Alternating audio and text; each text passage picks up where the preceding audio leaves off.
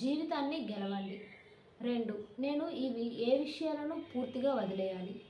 No అని చెప్పడం అంత సులువేం కాదు. ఇది మీ జీవితాలను మార్చేయగల పదం.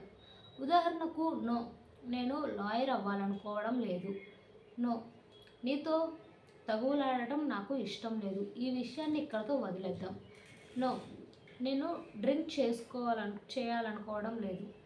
ఇవి మాత్రమే కాదు, ఇటువంటి ఎన్నో విషయాలు నో అనే పదంతో ముడిపడి ఉంటాయి. ఒక్కసారి నో చెప్తే కాలంతో పాటు మన దారులు వేరైపోతాయి. అటువంటి సమయంలో మనం కావాలనుకున్న దానికి ఆటంకం కలిగించే ఏ అంశానినైనా నో చెప్పడానికి రెడీగా ఉండాలి. ఏ విషయాలను వదిలేయాలో తెలుసుకోవాలి.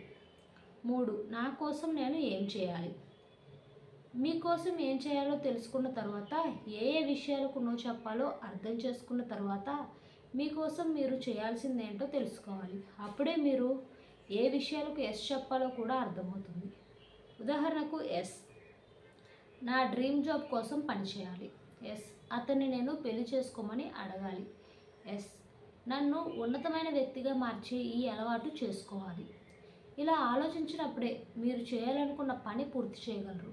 4. నన్ను నేను పూర్తిగా గౌరవించుకునేది ఎలా.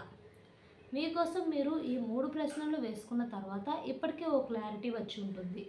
ఈ 3 ప్రశ్నలు కాకుండా మిమ్మల్ని మీరు గౌరవించుకోవాలనే ఆలోచనలో ఉంటే ఓ చిన్న ప్రయత్నం చేయండి.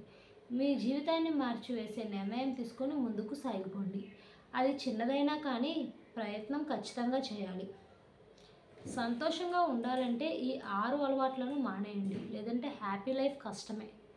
ప్రతికూల ఆలోచనలను పెంచడం, భవిష్యత్తుపై ఆందోళన చెందడం, మనకు నచ్చిన పనులను చేయకపోవడం, మన మనసును